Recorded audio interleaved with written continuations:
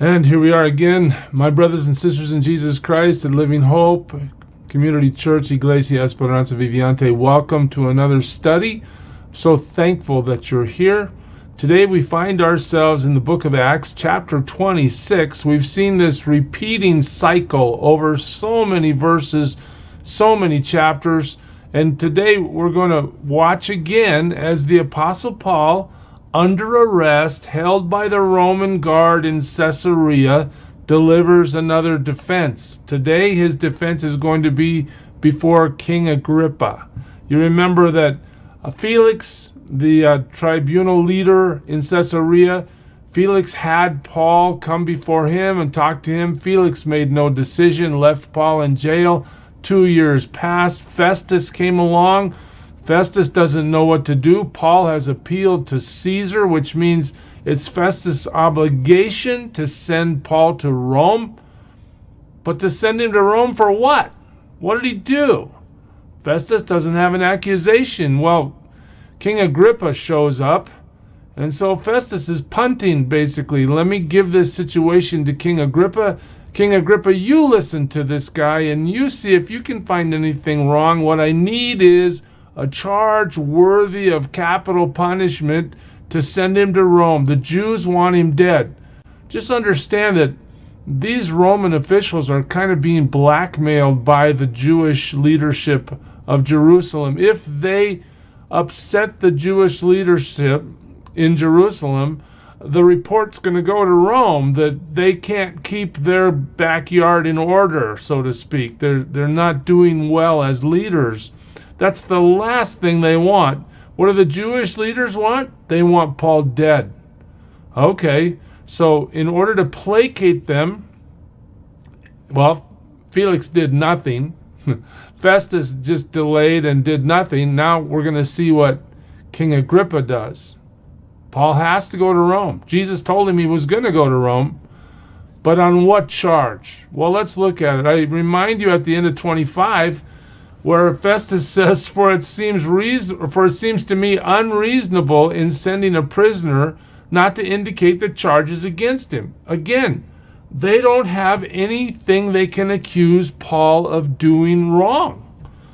The Jews are all upset. The Jews want to kill him. They're trying to placate the Jews, but what did this guy do? Off to chapter 26. So Agrippa, here comes the king, said to Paul, You have permission to speak for yourself. So here we go. Agrippa, Bernice, they've come in with great pomp and circumstance. They've displayed their great power, their wealth, their authority. And now here is this little guy named Paul that they've had under arrest now for years.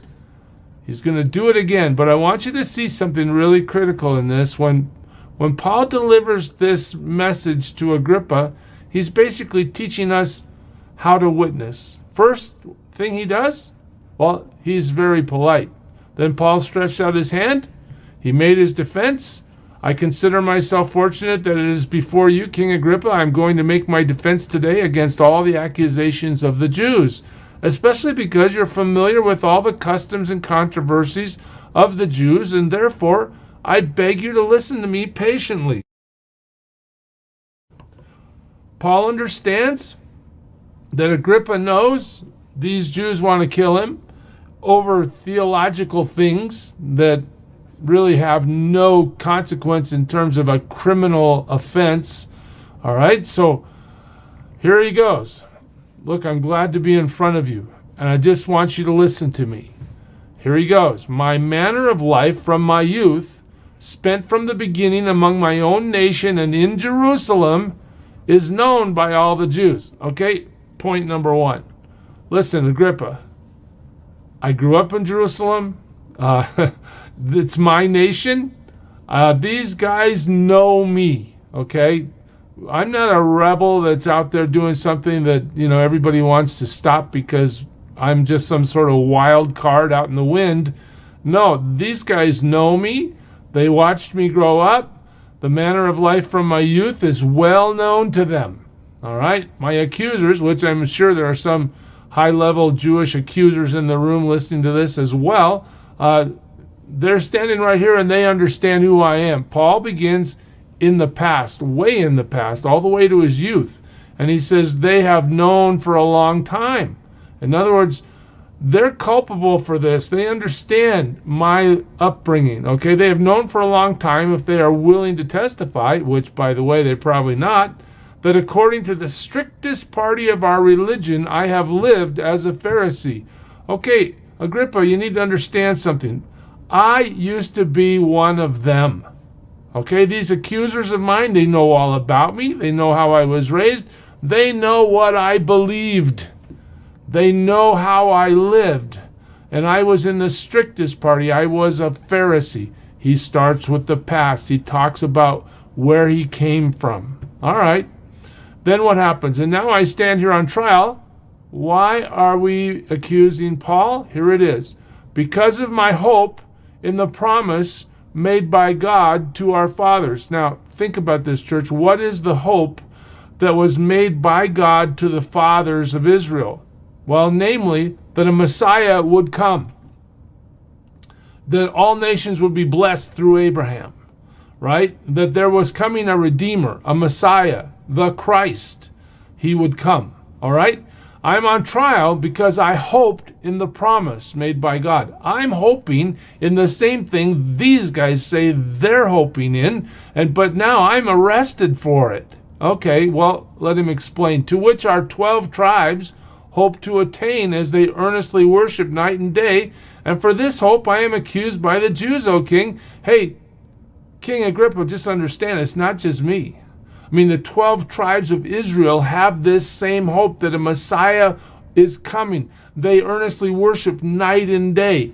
And because I have this hope, these Jewish leaders are accusing me. Now, this is just crazy on its face, right? I mean, Agrippa might just say, well, why would they accuse you of doing something wrong when you're hoping in the same exact thing that they're hoping in, when you come from the same exact place where they are?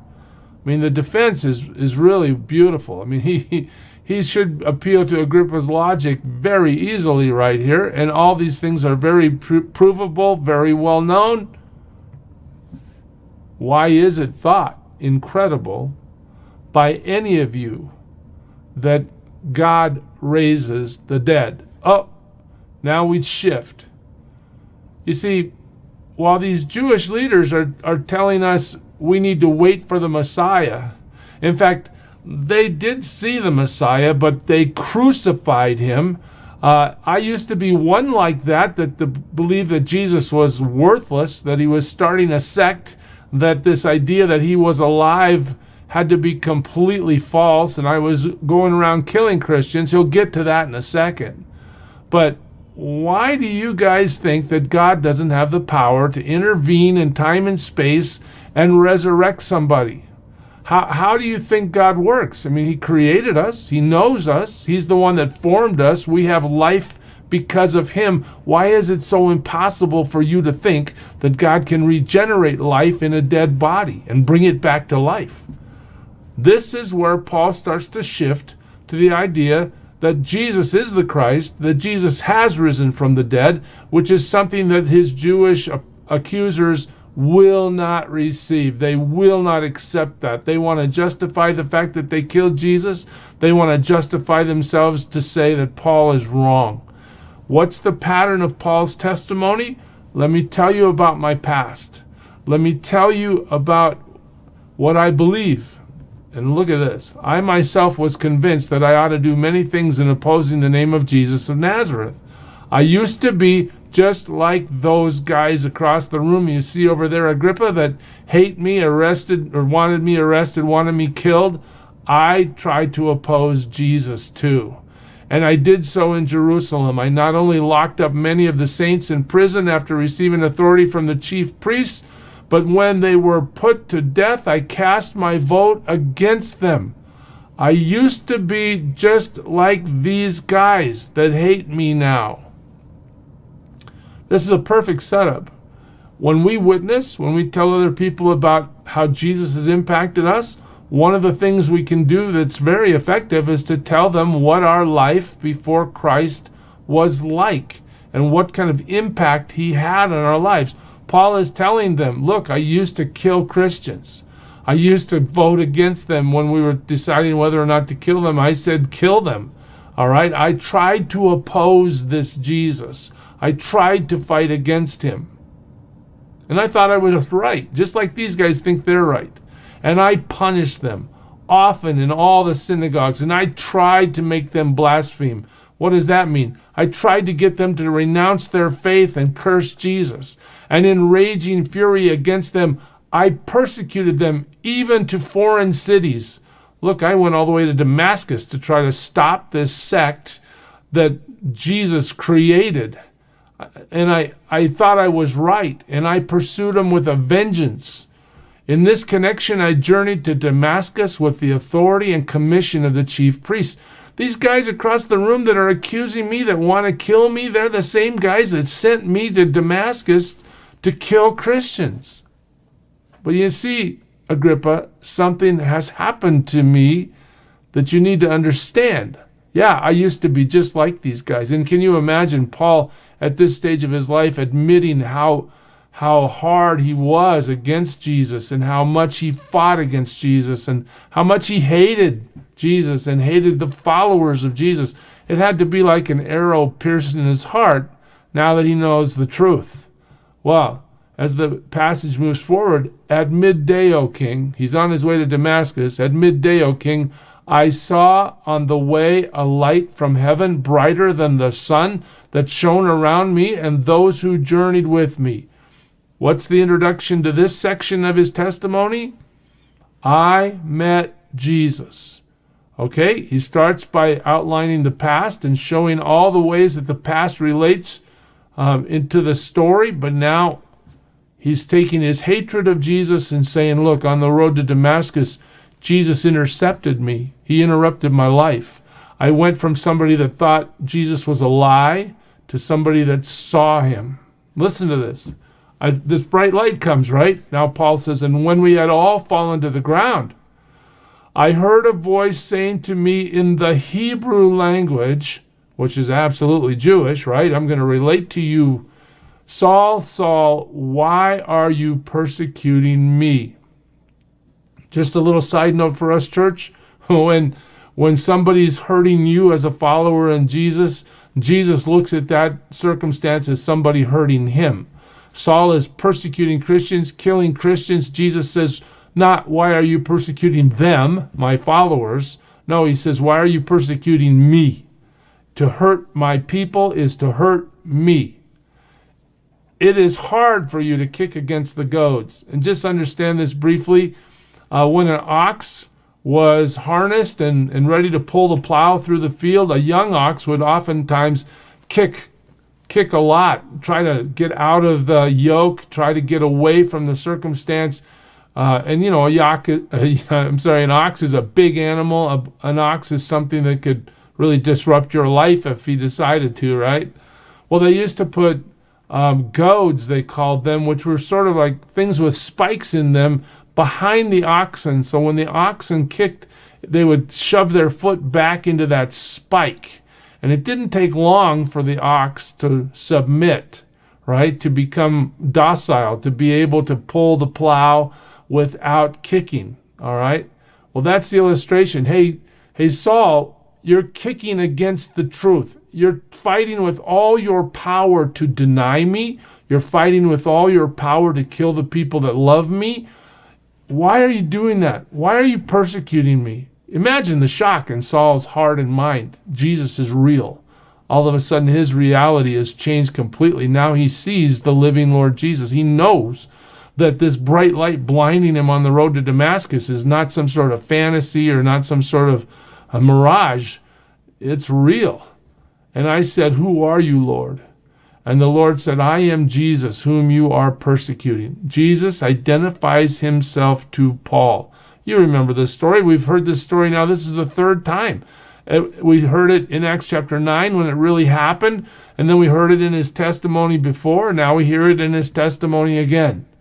When we tell other people about Jesus, what do? We tell them about our past. And then we tell them about the experience of meeting Jesus and being transformed by Jesus. That's what Paul is doing before Agrippa. Jesus says to Paul, "Rise and stand on your feet, for I have appeared to you for this purpose." Why am I showing myself to you, Paul? To appoint you as a servant. I have something for you to do. That's something Jesus has for all of us. I'm appointing you as a servant, and I'm appointing you as a witness to the things in which you have seen me and to those in which I will appear to you. You need to tell people what's happened in your life by my action. You know me now. You've seen me. Witness to it. Tell people what happened to you. Tell people about your encounters with me. Okay? Paul is probably shocked and in stunned silence as he listens to Jesus tell him that. But as he delivers this to Agrippa, imagine the impact it's having. Delivering you from your people and from the Gentiles to whom I am sending you. Look at this. Jesus, as he talks to Paul on the road to Damascus, is saying, I'm going to deliver you from these Jews. And I'm going to deliver you from the Gentiles. And I'm going to send you to the Gentiles. I'm going to send you there. Well, of course, Paul's whole life after knowing Jesus was to bring the gospel to the Gentiles. I want you to open their eyes, Paul. This is your mission. This is my mission, your mission too, to open their eyes, to use our testimony to tell people about the reality of Jesus Christ and about his love for us and how he took us through this transformative process. I want you to open their eyes so that they may turn from darkness to light and from the power of Satan to God. We are going to transform people by you delivering the gospel to them, and my Holy Spirit will work through you to bring people to the reality that I am the Christ, I am the Messiah, I have risen from the dead, that they may receive forgiveness of sins and a place among those who are sanctified by faith in me. I want you to be a participant in bringing people into my kingdom. That's where we're going to stop today, because Paul goes on from here. But I just want you to see this while we stop. What happened in your past? What was your life like before you knew Christ? What was that transformation like when you came to the realization that Christ is alive, that Jesus is the Messiah, that he is real, and you met him? And have you received his ministerial calling on your life to open people's eyes wherever you are, to love people like he loves us, to deliver the message of his transformation in your life to those who don't know him, that he might allow you to participate with him as other people learn about Christ. We're going to see where this goes tomorrow. I hope you can come. But for today, God bless you, church, and serve him well. Who is it who for sinners shed his blood, and now for cleansing all can plunge beneath that flood? It's Jesus. But do you know who he is?